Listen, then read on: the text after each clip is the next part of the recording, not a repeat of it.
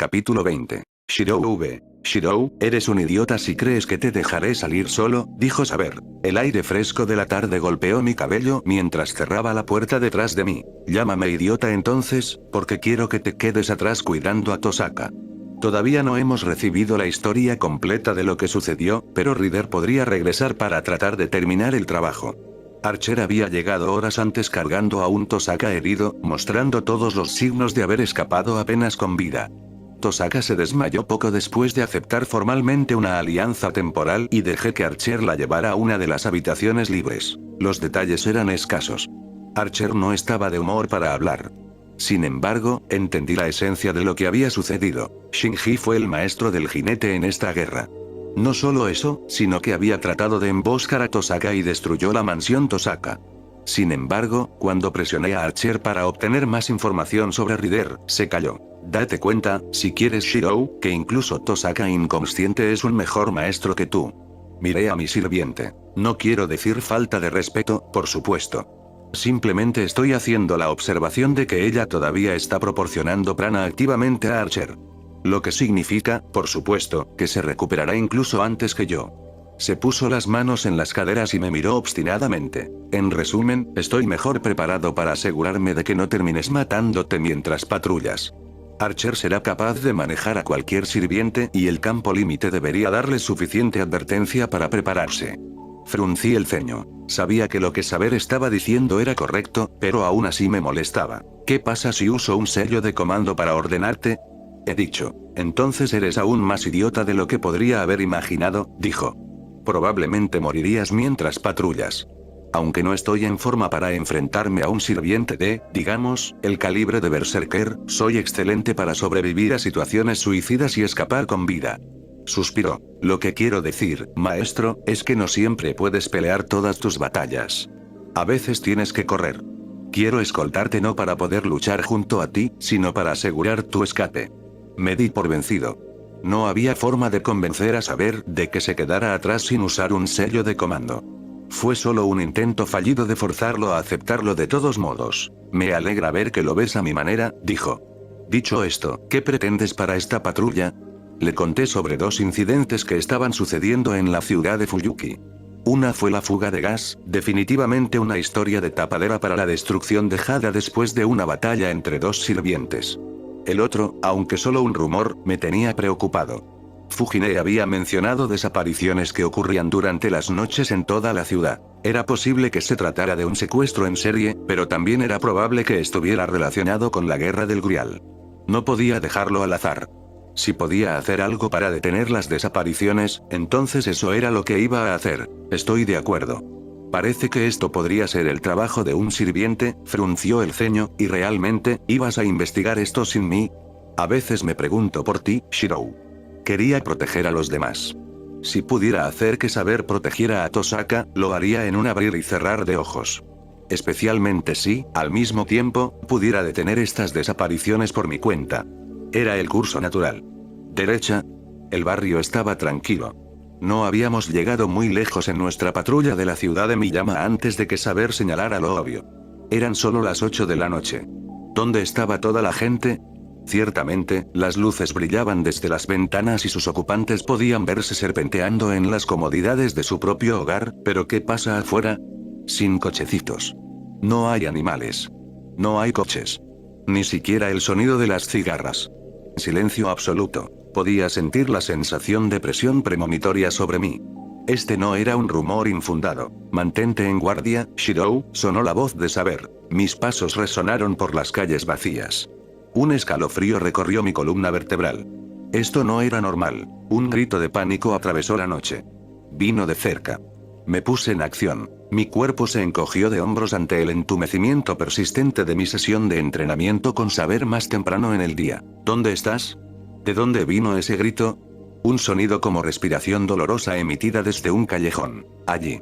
Oscuridad. Pude ver la cara dolorida de una mujer hundiéndose en un rincón oscuro del callejón, un sonido de gorgoteo enfermizo escapando de su garganta. Sable. Lloré. Mi siervo apareció del éter frente a mí, ya corriendo a la acción. Pero luego se detuvo y miró a su alrededor con incertidumbre. ¿Qué estás haciendo? Grité. Ayúdala.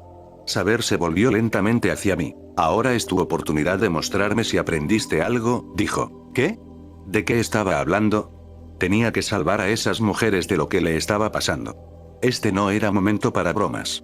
Shirou, mira a tu alrededor. No estamos solos. Seguí su mirada. Figuras tenues y oscuras se sentaron encaramadas en las altas paredes del callejón a nuestro alrededor. Las extremidades oscuras y delgadas los sujetaban a la piedra. Uno de ellos ladeó la cabeza hacia mí, mirando con el vacío negro vacío donde debería estar su rostro. Otra de las figuras sombrías se puso de pie, su rostro retorcido y contorsionado, una imitación distorsionada de una boca, pero siguió creciendo, casi superando su cabeza en una línea de dientes falsos dentados. Abrió sus fauces negras y dejó escapar un gemido como el viento en una tormenta de arena. Movimiento. Las figuras descendieron sobre nosotros. Saber lanzó a Kansou y Bakuya a un par de criaturas que caían, haciendo que estallaran en una explosión de ceniza gris-negra. Las espadas gemelas atravesaron el aire, despejando la parte superior de las paredes del callejón y desaparecieron en un destello de luz. Saber estaba listo, sosteniendo otro par de sus armas favoritas. El gemido creció en volumen, impregnando la noche anteriormente tranquila con su sonido de otro mundo. Varias de las criaturas cenicientas se retorcieron en forma, creciendo enormes brazos alargados que usaron para cambiar el ángulo de su descenso. Cayeron alrededor de Saber, algunos encima de él. Sin embargo, esa no era mi preocupación. Mis ojos estaban enfocados en los tres que se habían roto de la manada y me atacaron. Necesitaba un arma. Disminuí la velocidad de mi respiración, recordando las lecciones que Saber había golpeado en mi cuerpo esta tarde. Los sonidos de la lucha de Saber contra las criaturas cenicientas se desvanecieron, los aullidos y chillidos antinaturales se desvanecieron, incluso el viento se desvaneció. Todo lo que podía escuchar era el latido de mi propio corazón. No necesitaba crear un nuevo circuito mágico cada vez que usaba magia. Los circuitos mágicos siempre estuvieron en mí, sin usar, inactivos. Imaginé un cambio en mi cabeza. Solo necesitaba voltearlo, inundar mis circuitos con prana e invocar mi magia. Rastrea. Mi cuerpo ardía. El fuego atravesó cada nervio mientras recreaba lo primero que me venía a la mente. Las espadas gemelas de Saber, Kansou y Bakuya. Su imagen surgió naturalmente, su composición, su historia. Todo eso inundó mi mente.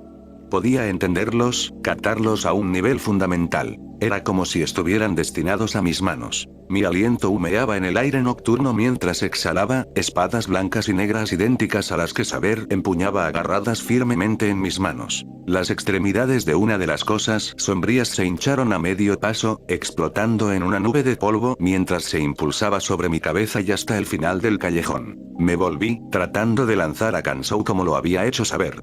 Estaba tratando de escapar.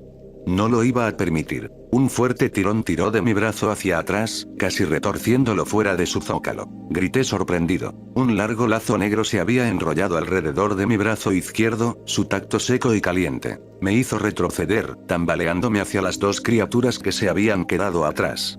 Bakuya entró en acción, balanceándose para cortar el apéndice. La reluciente hoja blanca pasó inofensivamente. Mis ojos se abrieron de par en par. Como enojado por mi intento de liberarme, la criatura que me tiraba hacia atrás gritó.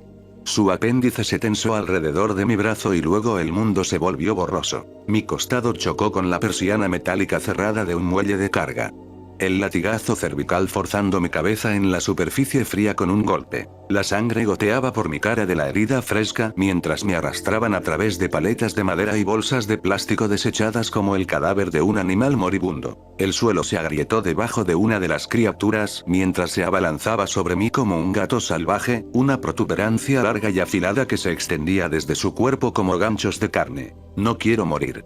Mis brazos se movieron solos como guiados por Kansou y Bakuya. Bakuya cortó el cemento frío, incrustándose y dándome un poco de asidero para detenerme y maniobrarme contra el agarre del apéndice todavía enrollado a lo largo de mi brazo izquierdo. Casi como si estuviera frustrado, tiró más fuerte, tirando de mí y arrancando a Bakuya junto conmigo. Corté a Bakuya por el aire mientras caía hacia adelante en una torpe caída, sorprendiendo a la criatura en el aire cuando la hoja blanca y ondulada de superficie rasgó su cabeza y la dividió directamente por el otro lado. Tosí mientras se disipaba en una lluvia de polvo asfixiante que se aferraba a mi piel y ropa. La criatura restante aulló y lanzó dos apéndices con púas más que se arquearon en el aire.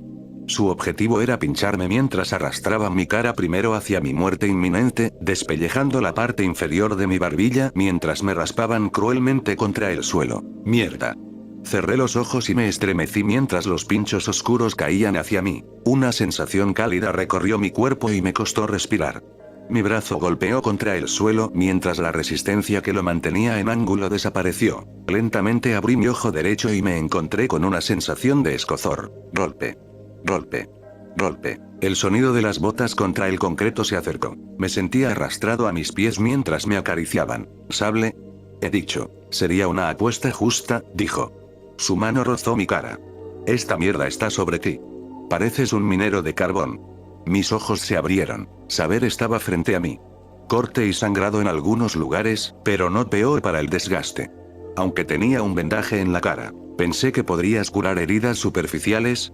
Dije mientras hacía un gesto hacia él. Viejo hábito, dijo mientras sacaba otro vendaje de una bolsa en su costado. Quédate quieto, estás sangrando por la frente. La herida le picó mientras la limpiaba y la vestía. ¿Cuáles fueron esos? He dicho. Saber se detuvo a considerar mi pregunta. Familiares, diría yo. Lo más probable es que acabemos de anunciar nuestra presencia a Caster. No pude evitar que uno de ellos se escapara, murmuré. Definitivamente anunció nuestra presencia entonces. Suspiré. Supongo que solo pude manejar uno de ellos. No te vendas en corto. Teniendo en cuenta que acababas de comenzar a entrenar hace unas horas, hiciste un trabajo decente, sonrió, aunque probablemente querrás bañarte cuando regresemos a casa. Me reí entre dientes. Sí, tengo todo este polvo y suciedad sobre mí. No es polvo y suciedad, dijo. Saber guardó silencio por un momento, como si reflexionara sobre qué decir. Es ceniza. Mi mente volvió a un gran incendio que una vez había envuelto una parte de la ciudad. Un incendio que había dado a luz a Emilia Shirou y había robado a tantos otros de sus vidas. Me vino a la mente el rostro de una mujer, retorciéndose de agonía. ¿Sable, qué le pasó a la mujer?